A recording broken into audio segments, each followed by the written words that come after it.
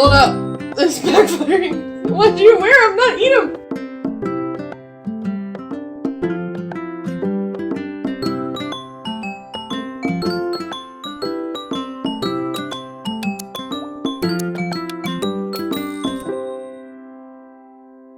Hi everyone, welcome to MOCACREATE at home.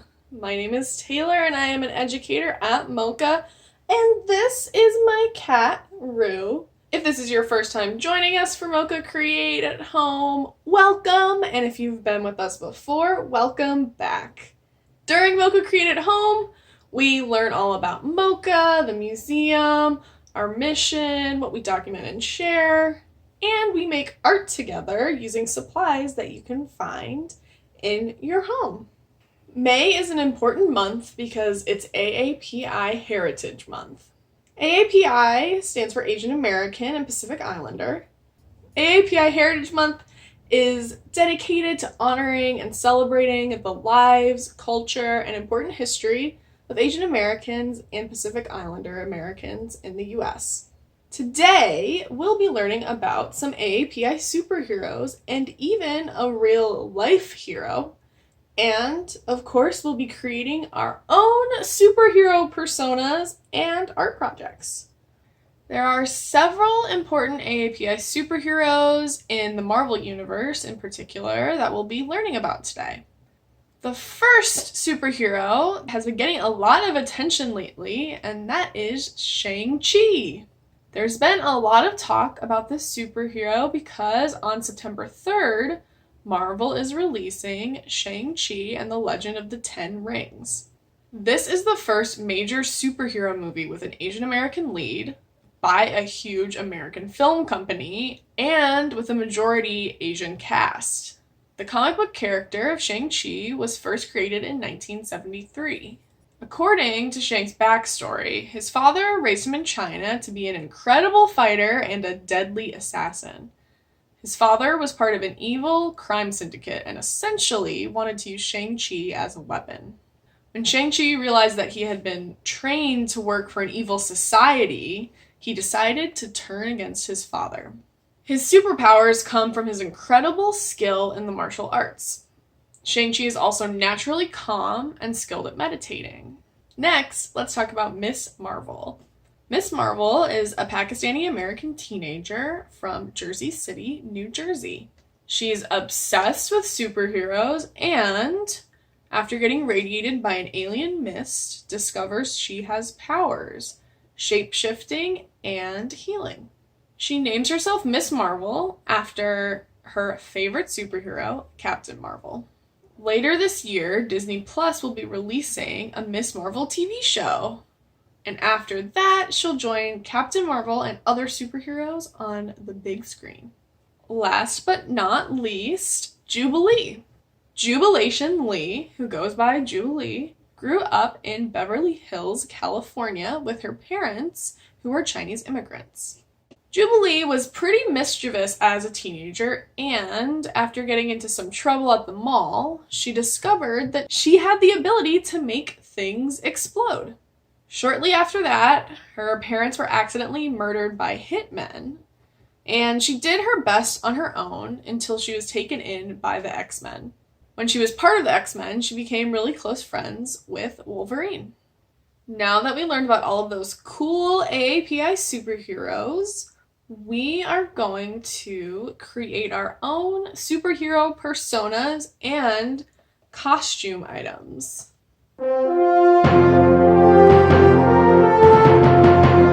This project is really open-ended, and there's really a ton of different supplies that you have at home that you could possibly use. But here are a few things that I would suggest.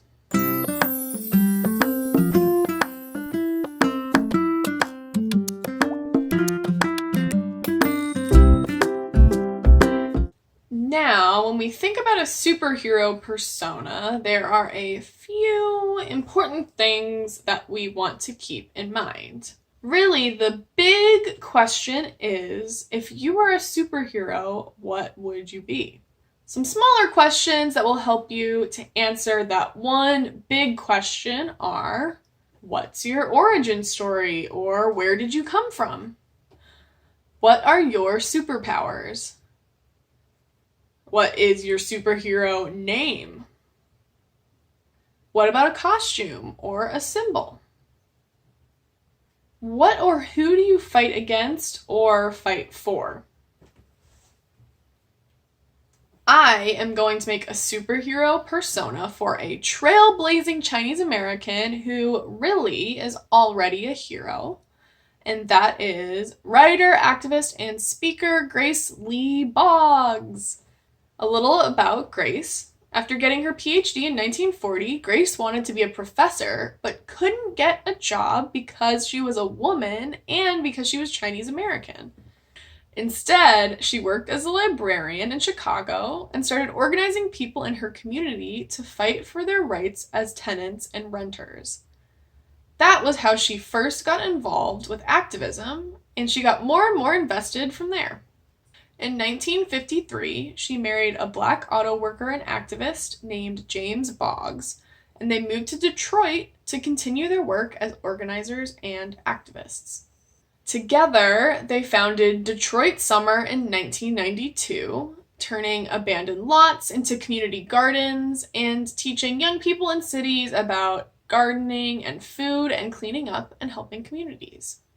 Grace also wrote a lot of books about activism and community work, like The Next American Revolution, which she wrote in 2011, and Living for Change, which she wrote in 1998. She died in 2015 at the age of 100. When I thought about a superhero persona for Grace Lee Boggs, I thought of all the questions that I mentioned earlier. I came up with a name for my Grace Lee Boggs superhero, the Unboggler, and I thought that her power could be clearing people's minds, and this could be used to help people see their goals and motivations, or when she was using it against an enemy, it could make their mind completely blank. Of course, I thought about what she would fight for, and that was obviously fairness and equality, especially for women and people of color. I had a few ideas for a symbol for her, maybe some hands grasped, or something like flowers and veggies, or a cornucopia to represent her work with Detroit Summer and urban gardening. And finally, when I thought about her superhero outfit or costume, I pictured something with different color stripes, maybe some glasses came to mind, and also a white head covering because she had very distinct white hair, and also some cuffs with some maybe flowers or fruits and vegetables again. For the couple of pieces of Grace Lee Boggs' superhero costume that I made, I first did some cuffs and of course included the flowers as one of her symbols. That reminds me of Detroit Summer and her work with urban gardening. And I also made some glasses, which I said I envisioned as part of her costume as well to go along with her name, the Unboggler, that she makes everything clear, unboggles people's minds. For my elements, my pieces of my superhero costume, I mostly used paper, marker, some glitter glue. For my glasses, I just used cardboard and pipe cleaners, as well as some paint and again, glitter glue. Thank you so much for joining us for MOCACREATE at Home. We hope that you enjoyed talking about AAPI superheroes, learning about Grace Lee Boggs, and that you enjoyed developing your own superhero persona. Stay tuned later this month when we'll learn about another real-life AAPI hero and also talk about another project that you can make. We'd love to see and hear about what you created. What is your superhero name and power? And what costume pieces did you come up with? Thanks again, happy AAPI Heritage Month, and we'll see you next time.